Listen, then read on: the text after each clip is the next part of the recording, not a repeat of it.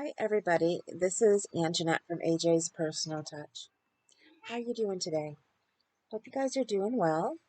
I am here to do my second segment of reading from Anna Karenina.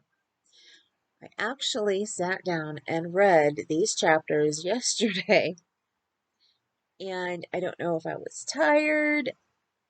I think if you guys would have listened to them, you would have been like, oh my goodness, this is so sluggish. How are we going to get through this? But also, in the middle of it, my cat had jumped up. I know I had looked around to see what was coming my direction, and it was her.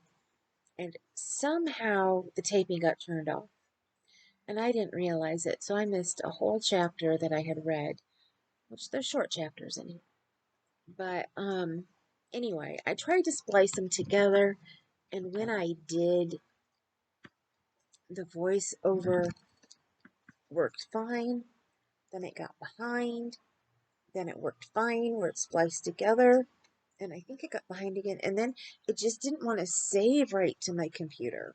So I don't know if it would have saved to my computer, if it all would have been fine, if that was just in the when I was checking it. But one of the things I do not like is, especially like when I'm watching a movie or a video, is when the audio does not match up with the actual actions in the video. And you can tell when somebody's reading that the audio is off from their reading. So I wanted to just redo it. I thought of just saving the two videos and trying to do it again today because my computer was doing some funky things yesterday. I really need to call Comcast and tell them, hey, I think I need a new modem. You need to stop doing all this other stuff and saying, hey, it's fine. And then the next day it's back to acting the way that it was. So, and I just don't have time to call the next day. So I know what they're thinking. They're thinking, okay, you waited a couple weeks, so things must have been okay during that time. No, things went downhill the next day. I've just been sick or had doctor's appointments, and I don't have time to sit down and call you and waste 3 to 4 hours every single time. But anyway, we're not here to talk about that kind of stuff. We are here to read chapters. I believe it's chapters 5 through 9, unless I feel fine to get through 10 of Anna Karenina. Now, I know yesterday it took me, by the time I was done with 8, I think I was at 40 some minutes. But I really wanted to go on because of where we were in the story. So, we'll see. Hopefully today it doesn't take that long. And also, with his name, I've been saying Stefan, and I know my friend had showed me there's a some kind of program that will tell you how to read a name, and you can put in what like country of origin it is, and she put in Russian, but she was screen sharing and I could not hear it. It just shared the screen and not the audio. So because I didn't know if I was saying his last name right or not. Um but his name is written Stepan. So I'm probably gonna say Stefan from now on. Who knows? I may, as I get into reading, say Stefan. So just know if I say Stefan or Stefan, that it's the same person. And if anybody knows how it's supposed to be, let me know somehow. Send me a voice clip or something. Um, I don't even know if I have the Arkadevic right. Now, one thing I can tell you in the next couple of chapters are there are quite a few names, and I know I really screwed them up yesterday when I was reading, so I will apologize ahead of time. But with that said, here we go. Chapter 5 of Anna Karenina. Stepan Arkadevic had learned easily at school, thanks to his excellent abilities, but he had been idle and mischievous, and therefore was one of the lowest in his class. But in spite of his habitually dissipated mode of life, his inferior grade in the service, and the comparative youth he occupied the honorable and lucrative position of president of one of the government boards at Moscow. The post he had received through his sister Anna's husband, Alexei Alexandrovich Karenin, who held out one of the most important positions in the ministry to whose department the Moscow office belonged. But if Karenin had not got his brother-in-law this berth, then through 100 other personages, brothers, sisters, cousins, uncles, and aunts, Steva Oblonsky would have received this post or some other similar one, together with the salary of 6,000 absolutely needful for him, as his affairs, in spite of his wife's considerable property, were in an embarrassed condition. Grab my glasses. Sometimes I need them when I read, and sometimes I do not. Half Moscow and Petersburg were friends and relations of Stepan Arkadevic. He was born in the midst of those who had been and are the powerful ones of the world. 1/3 of the men in the government, the older men, had been friends of his father's and had known him in petticoats. Another third were his intimate chums, and the remainder were friendly acquaintances. Consequently, the distributors of earthly blessings in the shape of places, rents, shares, and such, were all his friends, and could not overlook one of their own set, and Oblonsky had no need to make any special exertion to get a lucrative post. He had only not to refuse things, not to show jealousy, not to be quarrelsome, or take offense, all of which, from his characteristic good nature, he never did. It would have struck him as absurd if he had been told that he would not get a position with the salary he required, especially as he expected nothing out of the way. He only wanted what the men of his own age and standing did get, and he was no worse qualified for performing duties of the kind than any other man. Stepan Arkadyevitch was not merely liked by all who knew him for his good humor, but for his bright disposition and his unquestionable honesty. In him, in his handsome, radiant figure, his sparkling eyes, black hair and eyebrows, and the white and red of his face, there was something which produced a physical effect of kindliness and good humor on the people who met him. "Aha, Steva Oblonsky, here he is!" was almost always said with a smile of delight on meeting him, even though it happened at times that after a conversation with him it seemed that nothing particularly delightful had happened. The next day and the next, everyone was just as delighted at meeting him again.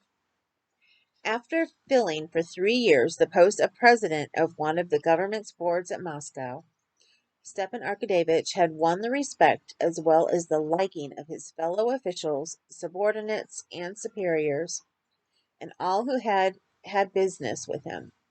The principal qualities in Stepan Arkadyevitch which had gained him this universal respect in the service consisted, in the first place, of his extreme indulgence for others, founded on a consciousness of his own shortcomings; secondly, of his perfect liberalism, not the liberalism he read of in the papers, but the liberalism that was in his blood, in virtue of which he treated all men perfectly, equally, and exactly the same, whatever their fortune or calling might be. And thirdly, the most important point, his complete indifference to the business in which he was engaged, in consequence of which he was never carried away and never made mistakes. On reaching the offices of the board, Stepan Arkadyevitch, escorted by a deferential porter with a portfolio, went into his little private room, put on his uniform, and went into the boardroom. The clerks and the copyist all rose, greeting him with a good-humored deference. Stepan Arkadyevitch most quickly, as ever, to his place, shook hands with his colleagues, and sat down. He made a joke or two and talked just as much as was consistent with due decorum, and began work. No one knew better than Stepan Arkadevic how to hit on the exact line between freedom, simplicity, and official stiffness, necessary for the agreeable conduct of business. A secretary, with the good-humored deference common to every one in Stepan Arkadevic's office, came up with the papers and began to speak in the familiar and easy tone which had been introduced by Stepan Arkadevich. We have succeeded in getting the information from the government department of Penza. Here, would you care? You got them at last? Said Stepan Arkadevich, laying his finger on the paper. Now, gentlemen. And the sitting of the board began. If they knew, he thought, bending his head with a significant air as he listened to the report, what a guilty little boy their president was half an hour ago. And his eyes were laughing during the reading of the report. Till 2 o'clock the sitting would go on without a break, and at 2 o'clock there would be an interval and luncheon. It was not yet 2 when the large glass doors of the boardroom suddenly opened and someone came in. All the officials sitting on the farther side under the portrait of the Tsar and the eagle, delighted at any distraction, looked round at the door. But the doorkeeper, standing at the door, at once drove out the intruder, and closed the glass door after him. When the case had been read through, Stepan Arkadevich got up and stretched, and by way of tribute to the liberalism of the times, took out a cigarette in the boardroom and went into his private room. 2 of the members of the board, the old veteran in the service, Nikitin, and the kammerjunker, Grinovich, went in with him. We shall have time to finish after lunch, said Stepan Arkadevich. To be sure we shall, said Nikitin. A pretty sharp fellow this foeman must be, said Grinovich, of one of the persons taking part in the case they were examining. Stepan Arkadevich frowned at Grinovich's words, giving him thereby to understand that it was improper to pass judgment prematurely, and made him no reply. Who was that came in? It just doesn't sound right. Who was that came in? He asked the doorkeeper. Someone, Your Excellency, crept in without permission. Directly my back was turned, he was asking for you. I told him, when the members come out, then. Where is he? Maybe he's gone into the passage. But here he comes anyway. That is he, said the doorkeeper, pointing to a strongly built, broad-shouldered man with a curly beard, who, without taking off his sheepskin cap, was running lightly and rapidly up the worn steps of the stone staircase. One of the members was going down. A lean official with a portfolio stood out of his way and looked disapprovingly at the legs of the stranger, then glanced inquiringly at Oblonsky.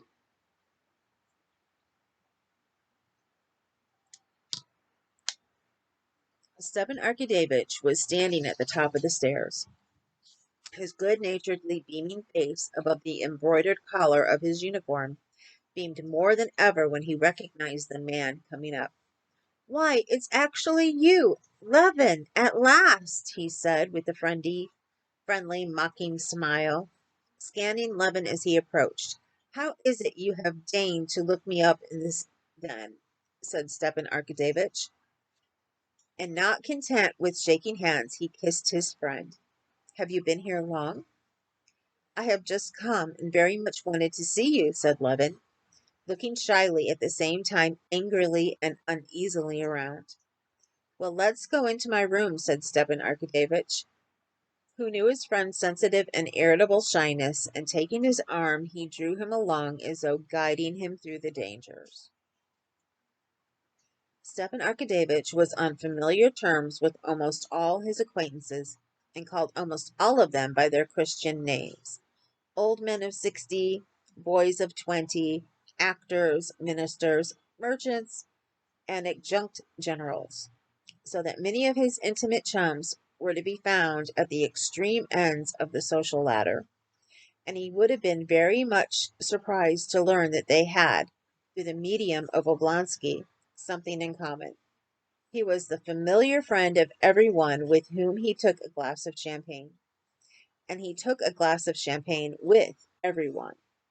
And when in consequence he met any of his disreputable chums, as he used in joke to call many of his friends, in the presence of his subordinates, he well knew how, with his characteristic tact, to diminish the disagreeable impression made on them. Levin was not a disreputable chum, but Oblonsky, with his ready tact, felt that Levin fancied he might not care to show his intimacy with him before his subordinates, and so he made haste to take him off into his room. Levin was almost of the same age as Oblonsky. Their intimacy did not rest merely on champagne. Levin had been the friend and companion of his early youth. They were fond of one another in spite of the difference of their characters and tastes, as friends are fond of one another who have not been together in early youth. But in spite of this, each of them, as is often the way with men who have selected careers of different kinds, though in discussion he would even justify the other's career, in his heart despised it. It seemed to each of them that the life he led himself was the only real life, and the life led by his friend was a mere phantasm. Oblonsky could not restrain a slight mocking smile at the sight of Levin. How often he had seen him come up to Moscow from the country where he was doing something, but what precisely Stepan Arkadyevitch could never quite make out, and indeed he took no interest in the matter. Levin arrived in Moscow always excited and in a hurry,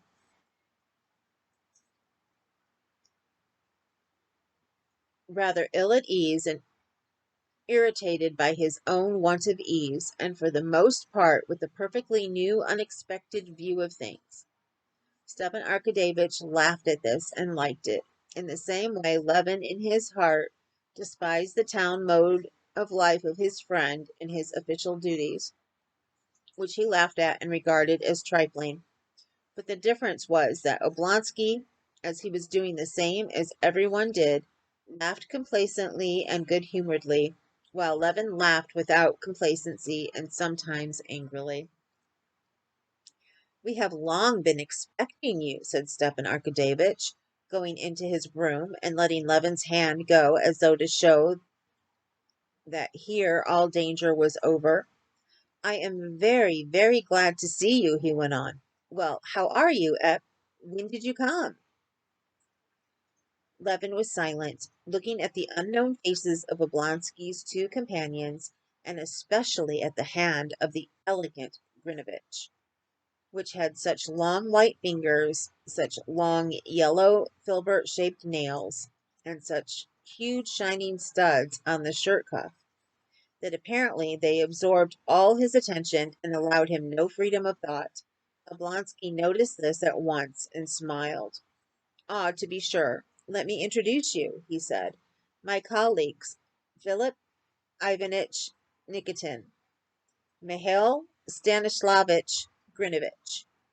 And turning to Levin, a district councillor, a modern district council man, a gymnast who lifts 13 stone with one hand, a cattle breeder and sportsman, and my friend, Konstantin Dmitrievich Levin, the brother of Sergei Ivanovich Koznishev.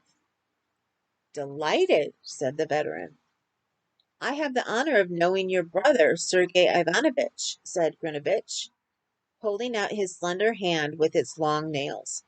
Levin frowned, shook hands coldly, and at once turned to Oblonsky. Though he had a great respect for his half-brother, an author well known to all Russia, he could not endure it when people treated him not as Konstantin Levin, but as the brother of the celebrated Koznishev. "No, I am no longer a district councillor. I have quarreled with them all and don't go to meetings any more," he said, turning to Oblonsky. You've been quick about it, said Oblonsky with a smile. But how? Why? It's a long story. I will tell you sometime, said Levin. But he began telling him at once. Well, to put it shortly, I was convinced that nothing was really done by the district councils, or ever could be, he began, as though someone had just insulted him. On one side, it's playthings. They play at being a parliament, and I'm neither young enough nor old enough to find amusement in playthings. And on the other side, he stammered, it's a means for the courtier of the district to make money. Formerly, they had wardships, courts of justice. Now they have the district council, not in the form of bribes, but in the form of unearned salary, he said, as hotly as though some one of the present had opposed his opinion. Aha, you're in a new phase again. I see, a conservative, said Stepan Arkadyevitch. However, we can go into that later. Yes, later. But I wanted to see you, said Levin, looking with hatred at Grinivich's hand. Stepan Arkadyevitch gave a scarcely perceptible smile. How was it you used to say you would never wear European dress again? He said, scanning his new suit, obviously cut by a French tailor. Ah, I see, a new phase. Levin suddenly blushed, not as grown men blush, slightly, without being themselves aware of it, but as boys blush, feeling that they are ridiculous through their shyness, and consequently ashamed of it, and blushing still more, almost to the point of tears. And it was so strange to see this sensible, manly face in such a childish plight that Oblonsky left off looking at him. Oh, where shall we meet? You know I want very much to talk to you, said Levin. Oblonsky seemed to ponder. I'll tell you what, let's go to Gurin's to lunch, and there we can talk. I am free till 3. No, answered Levin, after an instant's thought. I have got to go on somewhere else. All right, then, let's dine together. Dine together? But I have nothing very particular, only a few words to say, and a question I want to ask you, and we can have a talk afterwards. Well, say the few words, then at once, and we'll gossip after dinner. Well, it's this, said Levin, but it's of no importance, however. His face all at once took an expression of anger from the effort he was making to surmount his shyness. What are the Shirtbaskys doing? Everything as it used to be, he said. Stepan Arkadyevitch, who had long known that Levin was in love with his sister-in-law, Kitty, gave a hardly perceptible smile, and his eyes sparkled merrily. You've said a few words, but I can't answer in a few words because... Excuse me a minute.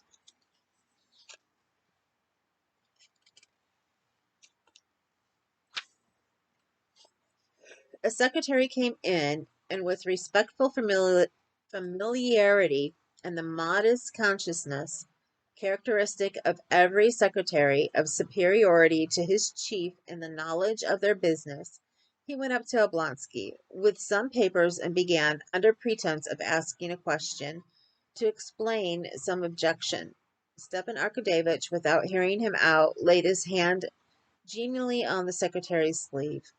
No, you do as I told you, he said, softening his words with a smile. And with a brief explanation of his view of the matter, he turned away from the papers and said, So do it in that way, if you please, Zahar Nikitich.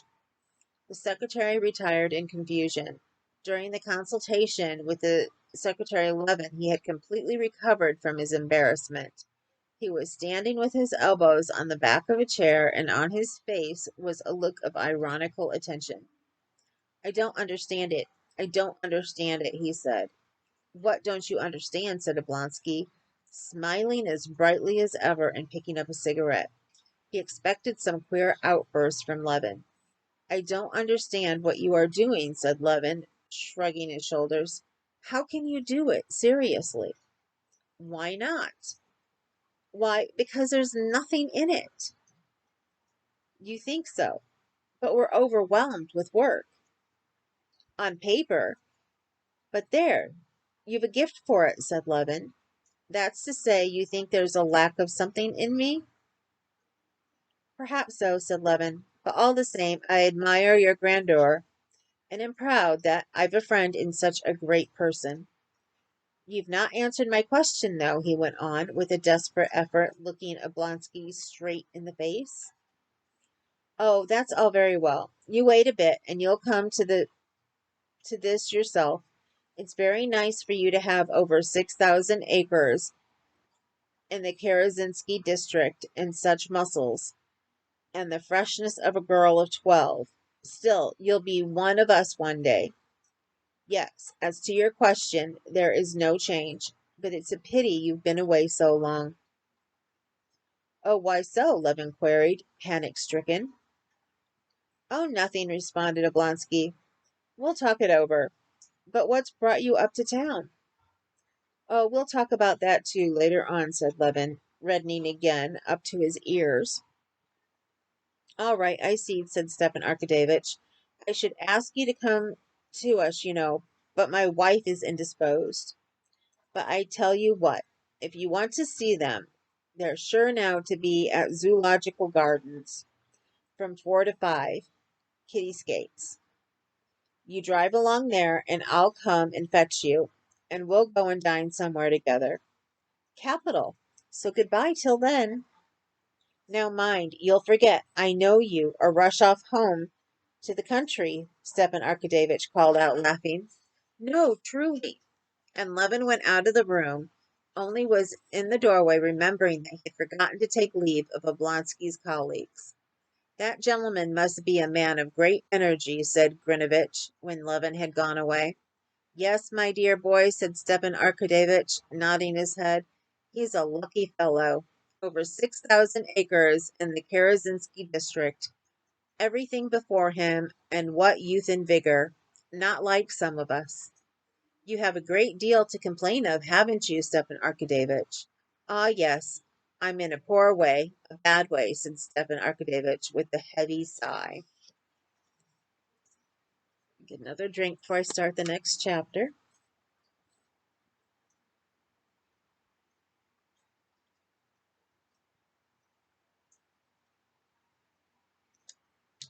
I hope you guys are enjoying this as much as I am. I truly am. Okay. When Oblonsky asked Levin what had brought him to town, Levin blushed and was furious with himself for blushing, because he could not answer. I have come to make your sister-in-law an offer, though that was precisely what he had come for. The families of the Levins and the Shtcherbatskys were old, noble Moscow families, and had always been on intimate and friendly terms. The intimacy had grown still closer during Levin's student days. He had both prepared for the university with the young Prince Shtcherbatsky and brother of Kitty and Dolly, and he had entered at the same time with him. In those days, often to in those days, Levin used often to be in Shtcherbatsky's house, and he was in love with the Shtcherbatsky household. Strange as it may appear, it was with the household, the family, that Konstantin Levin was in love, especially with the feminine half of the household. Levin did not remember his own mother, and his only sister was older than he was, so that it was in the Shtcherbatsky's house that he saw for the first time that inner life of an old, noble, cultivated, and honorable family, of which he had been deprived by the death of his father and mother. All the members of that family, especially the feminine half, were pictured by him, as it were, wrapped about with a mysterious poetical veil, and he not only perceived no defects whatever in them, but under the poetical veil that shrouded them he assumed the existence of the loftiest sentiments and every possible perfection.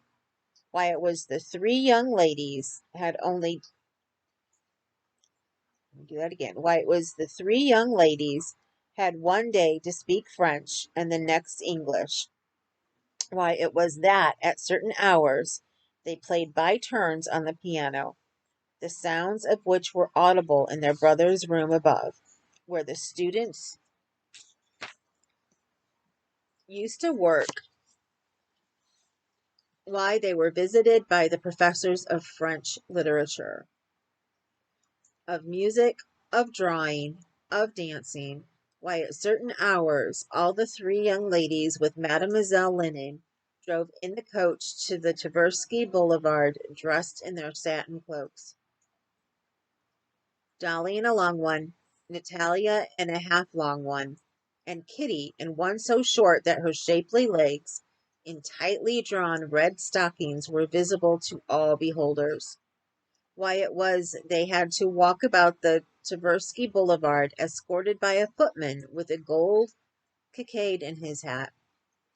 All this and much more that was done in their mysterious world he did not understand, but he was sure that everything that was done there was very good, and he was in love precisely with the mystery of the proceedings. In his student days he had all but been in love with the eldest, Dolly, but she was soon married to Oblonsky. Then he began being in love with the second. He felt, as it were, that he had to be in love with one of the sisters, only he could not quite make out which. But Natalia, too, had hardly made her appearance in the world when she married the diplomat Lvov. Kitty was still a child when Levin left the university.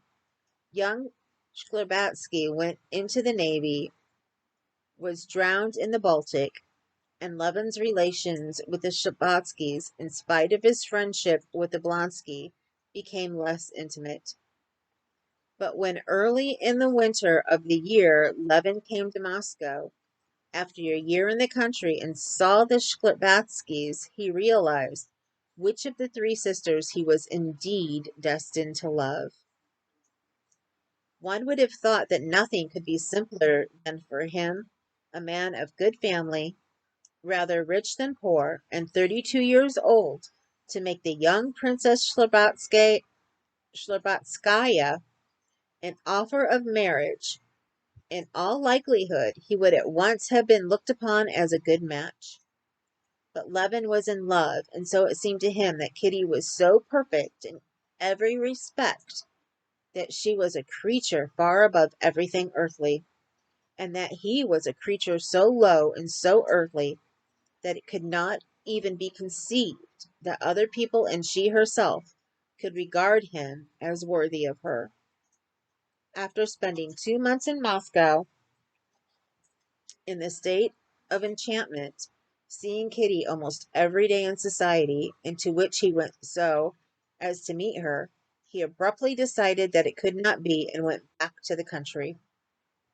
Levin's conviction that it could not be was founded on the idea that in the eyes of her family he was a disadvantageous and worthless match for the charming Kitty, and that Kitty herself could not love him. In her family's eyes he had no ordinary definite career and position in society, while his contemporaries by this time, when he was 32, were already one a colonel and another a professor, another director of a bank and railways, or president of a board like Oblonsky. But he knew very well how he must appear to others, was a country gentleman, occupied in breeding cattle, shooting game, and building barns. In other words, a fellow of no ability, who had not turned out well, and who was doing just what, according to the ideas of the world, is done by people fit for nothing else. The mysterious, enchanting Kitty herself could not love such an ugly person as he conceived himself to be, and above all, such an ordinary, in no way striking person. Moreover, his attitude to Kitty in the past, the attitude of a grown-up person to a child, arising from his friendship with her brother, seemed to him yet another obstacle to love. An ugly, good-natured man, as he considered himself, might, he supposed, be liked as a friend, but to be loved with such a love as that with which he loved Kitty, one would need to be a handsome man, and still more, a distinguished man. He had heard that women often did care for ugly and ordinary men, but he did not believe it, for he judged by himself that he could not himself have loved any but beautiful, mysterious, and exceptional women. But after spending 2 months alone in the country, he was convinced that this was not one of those passions of which he had experience in his early youth, that this feeling gave him not an instant's rest, that he could not live without deciding the question, would she or would she not be his wife, and that his despair had arisen only from his own imaginings, and that he had no sort of proof that he would be rejected, and he had come to Moscow with a firm determination to make an offer, and get married if he were accepted, or he could not conceive what would become of him if he were rejected. Chapter 8. On arriving in Moscow by a morning train, Levin had put up at the house of his elder half-brother Koznishev. After changing his clothes, he went down to the brother's study, intending to talk to him at once about the object of his visit, and to ask his advice. But his brother was not alone. With him there was a well-known professor of philosophy, who had come from Kharkov expressly to clear up a difference that had arisen between them on a very important philosophical question. Philosophical question. The professor was carrying on a hot crusade against materialists. Sergei Koznishev had been following this crusade with interest, and after reading the professor's last article, he had written him a letter stating his objections. He accused the professor of making too great concessions to the materialists, and the professor had promptly appeared to argue the matter out.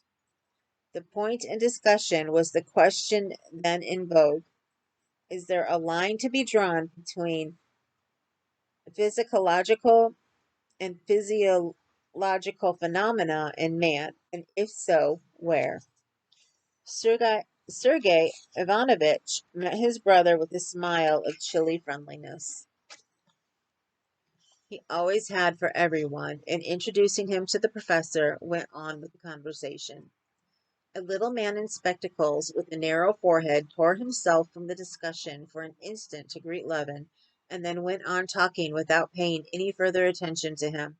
Levin sat down to wait till the professor should go, but he soon began to get interested in the subject under discussion. Levin had come across the magazine articles about which they were disputing, and had read them, interested in them as a development of the first principles of science, familiar to him as a natural science student at the university. But he had never connected these scientific deductions as to the origin of man as an animal, as to reflex action, biology, and sociology, with those questions as to the meaning of life and death, to sociology, life and death, to himself, which had of late been more and more often in his mind. Let me redo that since I goofed it. But he had never connected these scientific deductions as to the origin of man as an animal, as to reflex action, biology, and sociology, with those questions as to the meaning of life and death, to himself, which had of late been more and more often in his mind. As he listened to his brother's argument with the professor, he noticed that they connected these scientific questions with those spiritual problems, that at times they almost touched on the latter, but every time they were close upon what seemed to him the chief point, they promptly beat a hasty retreat and plunged again into a sea of subtle distinctions, reservations, quotations, allusions, and appeals to authorities, and it was with difficulty that he understood that they were talking about. I cannot admit it, said Sergey Ivanovich with his habitual clearness, precision of expression, and elegance of phrase. I cannot, in any case, agree with Kais that my whole conception of the external world has been derived from perceptions. The most fundamental idea, the idea of existence, has not been received by me through sensation. Indeed, there is no special sense organ for the transmission of such an idea.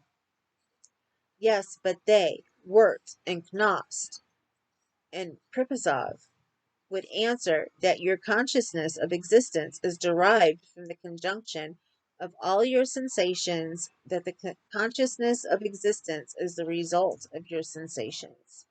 Wirth, indeed, says plainly that assuming there are no sensations, it follows that there is no idea of existence. I maintain the contrary, began Sergey Ivanovich.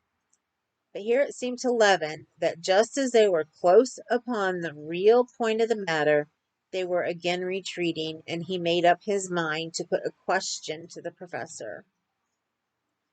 According to that, if my senses are annihilated, if my body is dead, I can have no existence of any sort? He queried. The professor, in annoyance, and as if it were mental suffering at the interruption, looked round at the strange inquirer, more like a bargeman than a philosopher, and turned his eyes upon Sergey Ivanovich as though to ask, "What's one to say to him?" But Sergey Ivanovich, who had been talking with far less heat and one-sidedness than the professor, and who had sufficient breadth of mind to answer the professor, and at the same time to comprehend the simple and natural point of view from which the question was put, smiled and said, "That question we have no right to answer as yet." "We have not the requisite data," chimed in the professor, and he went back to his argument. "No," he said, "I would point out the fact that if, as Prusapov directly asserts, perception is based on sensation, then we are bound to distinguish sharply between these two conceptions." Levin listened no more and simply waited for the professor to go.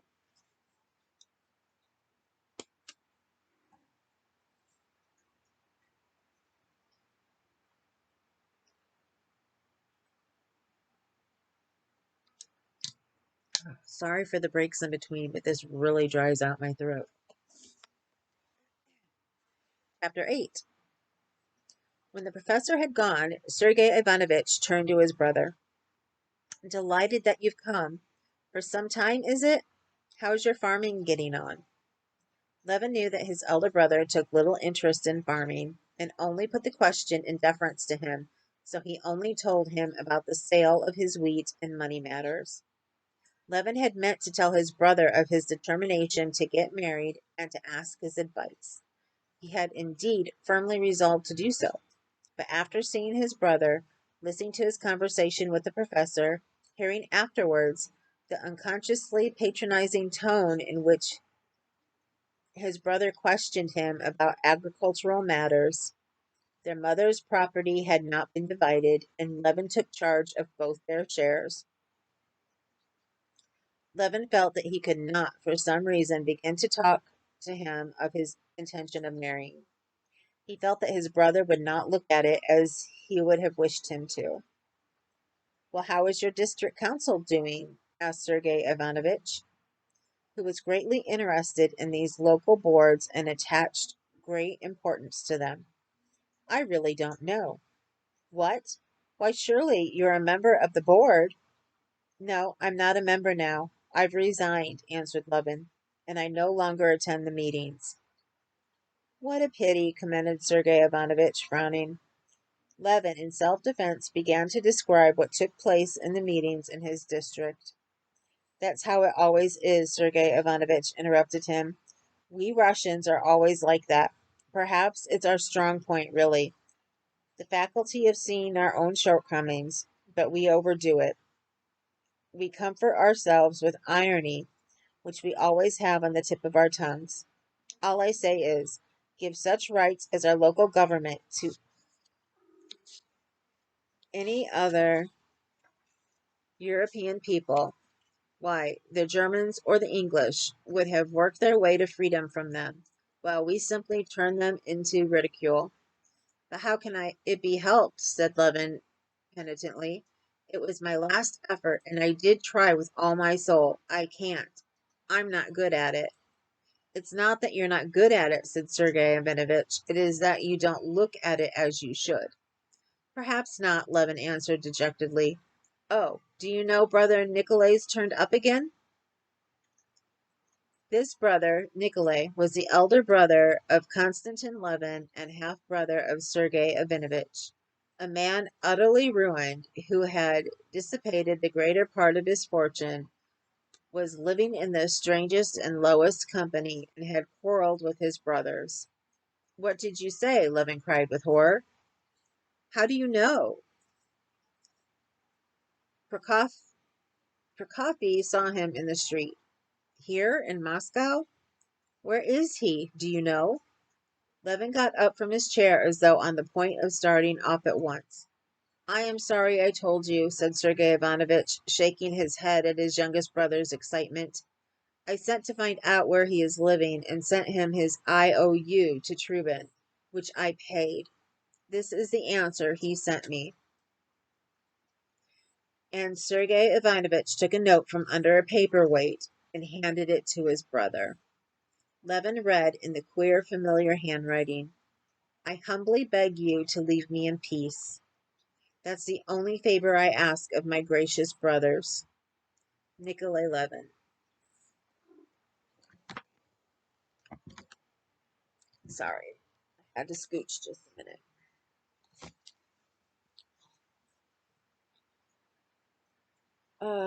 Levin read it, and without raising his head, stood with the note in his hands opposite Sergei Ivanovitch.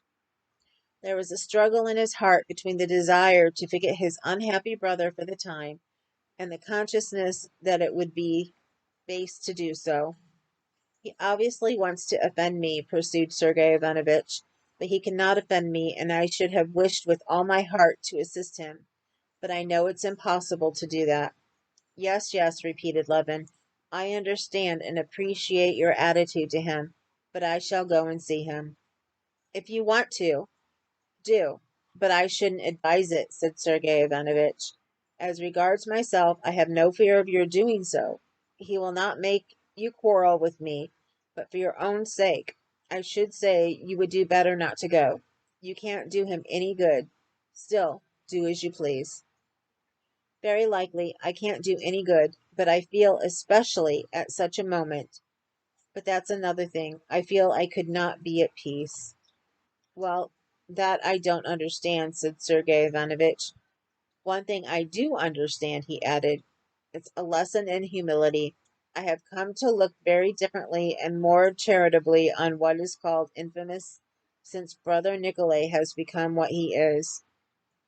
You know what he did. Oh, it's awful, awful, repeated Levin. After obtaining his brother's address from Sergei Ivanovitch's footman, Levin was on the point of setting off at once to see him, but on second thought he decided to put off his visit till the evening. The first thing to do to set his heart at rest was to accomplish what he had come to Moscow for. From his brother's Levin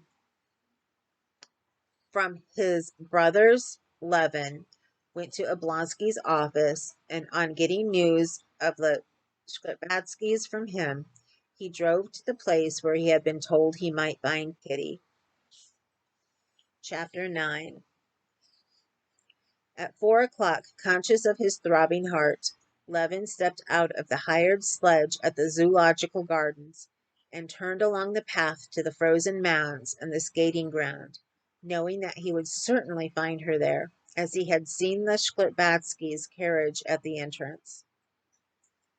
It was a bright, frosty day. Rows of carriages, sledges, drivers, and policemen were standing in the approach. Crowds of well-dressed people with hats bright in the sun swarmed about the entrance and along the well-swept little paths between the little houses adorned with carving in the Russian style. The old curly birches of the gardens, all their twigs laden with snow, looked as though freshly decked in sacred vestments. He walked along the path toward the skating ground and kept saying to himself, "You mustn't be excited, you must be calm. What's the matter with you? What do you want? Be quiet, stupid." He conjured his heart, and the more he tried to compose himself, the more breathless he found himself. An acquaintance met him and called him by his name, but Levin did not even recognize him. He went towards the mounds where he came the clank of the chains of sledges as they slipped down or were dragged up, the rumble of the sliding sledges, and the sounds of merry voices. He walked on a few steps, and the skating ground lay open before his eyes, and at once, amidst the skaters, he knew her. He knew she was there by the rapture and the terror that seized on his heart. She was standing talking to a lady at the opposite end of the ground. There was apparently nothing striking either in her dress or her attitude, but for Levin she was as easy to find in that crowd as a rose among nettles. Everything was made bright by her. She was the smile among nettles. She was the smile that shed light on all round her. Is it possible I can go over there on the ice, go up to her, he thought. The place where she stood seemed to him a holy shrine, unapproachable, and there was one moment when he was almost retreating, so overwhelmed was he with terror. He had to make an effort to master himself and to remind himself that people of all sorts were moving around about her, and that he too might come there to skate. He walked down for a long while, avoiding looking at her as at the sun, but seeing her as one does the sun without looking. On that day of the week and that time of the day, people of one set, all acquainted with one another, used to meet on the ice. There were crack skaters there showing off their skill, and learners clinging to chairs with timid, awkward movements. Boys and elderly people skating with hygienic motives. They seemed to Levin an elect band of blissful beings because they were here, near her. All the skaters, it seemed, with perfect self-possession, skated towards her, skated by her, even spoke to her, and were happy, quite apart from her, enjoying the capital ice and the fine weather. Nikolay Shcherbatsky, Kitty's cousin, in a short jacket and tight trousers, was sitting on a garden seat with his skates on. Seeing Levin, he shouted to him, "Ah, the first skater in Russia! Been here long? First-rate ice. Do put your skates on." "I haven't got my skates," Levin answered, marveling at the boldness and ease of her presence, and not for 1 second losing sight of her. Though he did not look at her, he felt as though the sun were coming near him. He was in a corner, and turning out her slender feet in their high boots with obvious timidity, she skated towards him. A boy in Russian dress, desperately waving his arms and bowed down to the ground, overtook her. She skated a little uncertainly, taking her hands out of the little muff that hung on a cord. She held them ready for emergency, and looking towards Levin, whom she had recognized, she smiled at him and at her own fears. When she had got round the turn, she gave herself a push off with one foot and skated straight up to Shcherbatsky. Clutching at his arm, she nodded, smiling to Levin. She was more splendid than he had imagined her. When he thought of her, he could call up a vivid picture of her to himself, especially the charm of that little fair head, so freely set on the shapely girlish shoulders, and so full of childish brightness and good humor. The childishness of her expression, together with the delicate beauty of her figure, made up her special charm, and that he fully realized. But what always struck him in her as something unlooked for was the expression of her eyes, soft, serene, and truthful, and above all, her smile, which always transported Levin to an enchanted world, where he felt himself softened and tender, and he remembered himself in some days of his early childhood. "Have you been here long?" she said, giving him her hand. "Thank you," she added, as he picked up the handkerchief that had fallen out of her muff. "I? I've not long. Today, I arrived," answered Levin in his emotion, not at once understanding her question. "I was meaning to come and see you," he said, and then, recollecting with what intention he was trying to see her, he was promptly overcome with confusion and blushed. "I didn't know you could skate, and skate so well." She looked at him earnestly, as though wishing to make out the cause of his confusion. "Your praise is worth having. The tradition is kept up here that you are the best of skaters," she said, with her little black gloved hand brushing a grain of hoarfrost off her muff. "Yes, I used once to skate with passion. I wanted to reach perfection." "You do everything with passion, I think," she said, smiling. "I should so like to see how you skate. Put on skates and let us skate together." "Skate together? Can that be possible?" thought Levin, gazing at her. "I'll put them on directly," he said, and he went off to get skates. "It's a long while since we've seen you here, sir," said the attendant, supporting his foot and screwing on the heel of the skate. "Except you, there's none of the gentlemen first-rate skaters.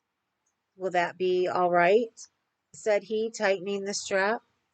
"Oh, yes, yes. Make haste, please," answered Levin, with difficulty restraining the smile of rapture which would overspread his face. Yes, he thought, this now is life. This is happiness. "Together," she said. "Let us skate together." Speak to her now? But that's just why I'm afraid to speak, because I'm happy now. Happy in hope, anyway. And then, but I must. Away with weakness. Levin rose to his feet, took off his overcoat, and scurrying over the rough ice round the hut, came out on the smooth ice and skated without effort, as it were by simple exercise of will, increasing and slackening speed, and turning his course. He approached with timidity, but again her smile reassured him. She gave him her hand, and they set off side by side, going faster and faster, and the more rapidly they moved, the more tightly she grasped his hand. "With you I should soon learn. I somehow feel confidence in you," she said to him. "And I have confidence in myself when you are leaning on me," he said, but was at once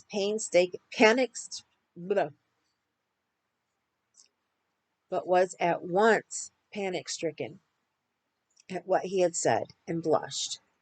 And indeed, no sooner had he uttered those words when all at once, like the sun going behind a cloud, her face lost all of its friendliness, and Levin detected the familiar change in her expression that denoted the working of thought. A crease showed in her smooth brow. "Is there anything troubling you? Though I've no right to ask such a question," he said hurriedly. "Oh, why so? No, I have nothing to trouble me," she responded coldly, and she added immediately, "You haven't seen Mill Linen, have you?" "Not yet."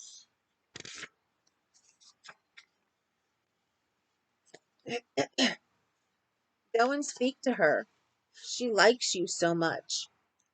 "What's wrong? I have offended her. Lord help me," thought Levin, and he flew towards the old Frenchwoman with the gray ringlets, who was sitting on a bench. Smiling and showing her false teeth, she greeted him as an old friend. "Yes, you see we're growing up she said to him, glancing towards Kitty, and growing old.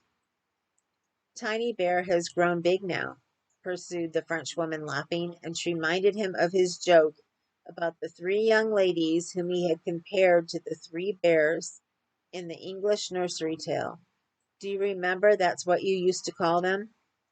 He remembered absolutely nothing, but she had been laughing at the joke for 10 years now and was fond of it. Now go and skate, go and skate. Our Kitty has learned to skate nicely, hasn't she? When Levin darted up to Kitty, her face was no longer stern.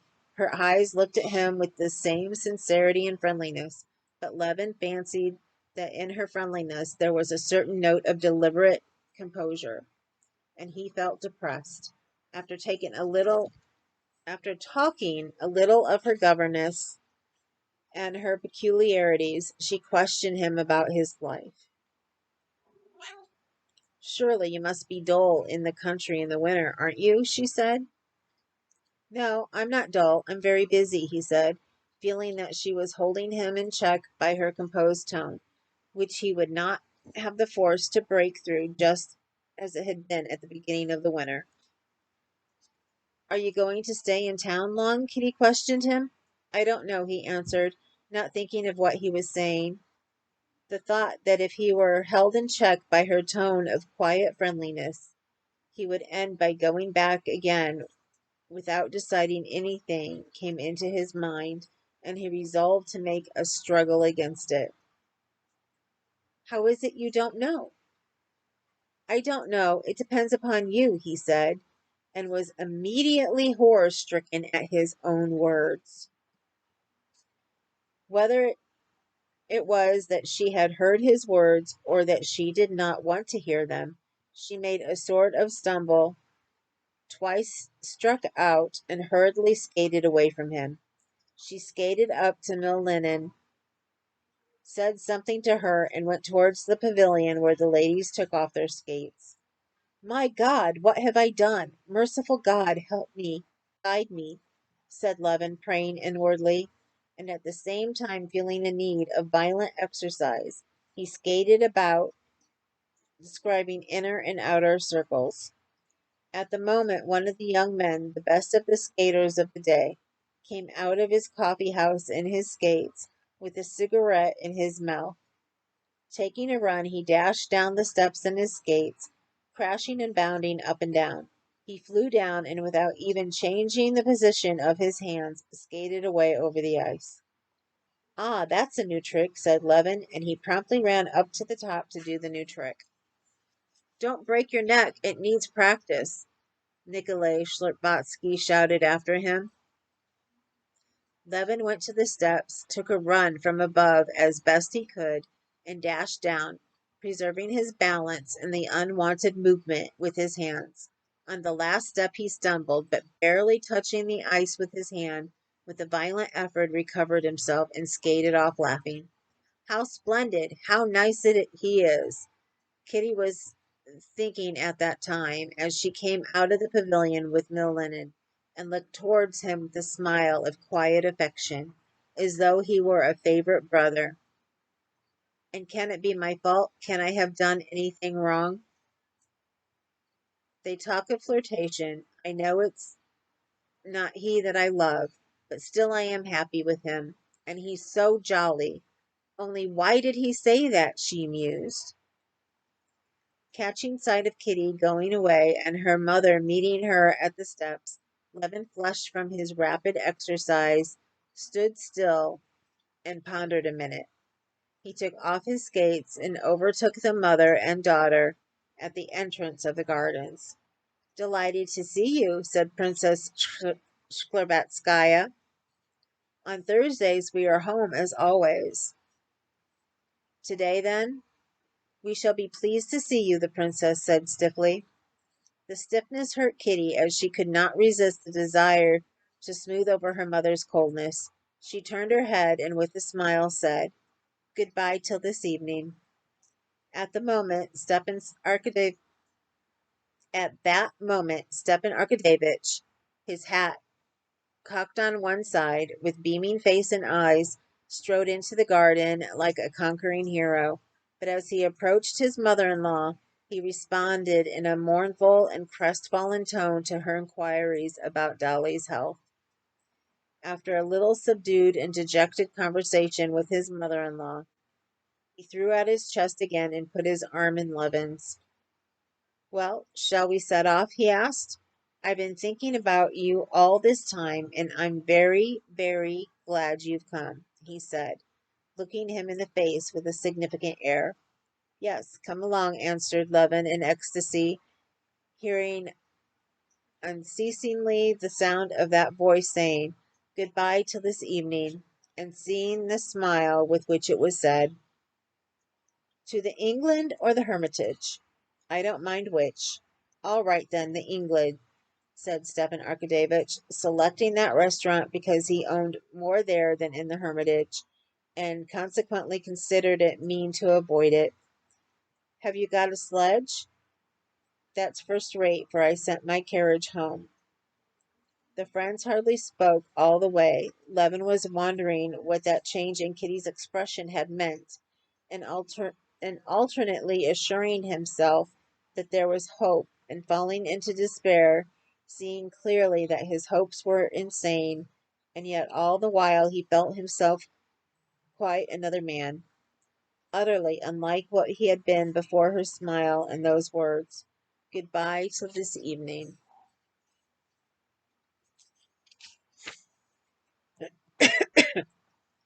Stepan Arkadyevitch was absorbed during the drive in composing the menu of the dinner. "You like turbot, don't you?" he said to Levin as they were arriving. "Eh?" responded Levin. "Turbot? Yes, I'm awfully fond of turbot."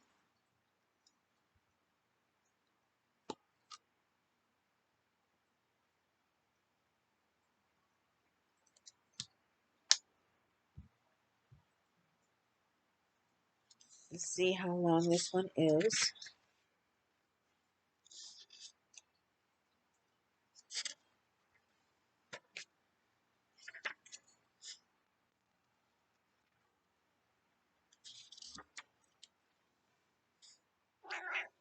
Actually, it's a little bit longer than all the rest, so I'm going to stop here. We'll start with chapter 10 next time, even though I really want to go on. We're a little over an hour now, so I'm going to quickly say, have a very good evening if you guys happen to see this right after I'm done, or good night, I guess. It's 9:34 here. And I will be talking to you guys soon. I need to tape the third in my series for sample crochet. Show you guys how far I am on my shawl, because you haven't seen that yet. I talked about the differences and then I showed you the yarn I'm using, but I do not think I've ever shown you my start on the shawl at all. So I need to tape to show you that, and I'm sure there's more other things that I need to do as well. I'm supposed to be getting my knit crate on Monday, so I'll need to tape that as well. And that's just tomorrow. Going to be with my mom and my husband in the morning. She has a doctor's appointment that we're taking her to, and then she's supposed to take us to dinner or lunch. So that'll be a nice little get out for a while. As soon as I'm done here, I'm going to go on pirate ship, and I'm going to get postage on all my packages that I have to go out. So I will be setting those out tomorrow for the postman to take. Well, postman or postwoman, post person to take with them tomorrow. So with that said, I will see you guys later. Again, have a great evening, and remember, you matter. You matter to me. You know how to get a hold of me if you ever need anybody. I am always here for every last one of you. And remember, you are beautiful, you are gorgeous, or you are handsome, whichever one you relate to. And don't ever forget it, and don't let anybody ever tell you otherwise. So with that said, I am out of here, and I will see you later. I hope you liked the second reading, and I, for one, cannot wait for the third. I am really starting to get into this. So I will talk to you later. Later.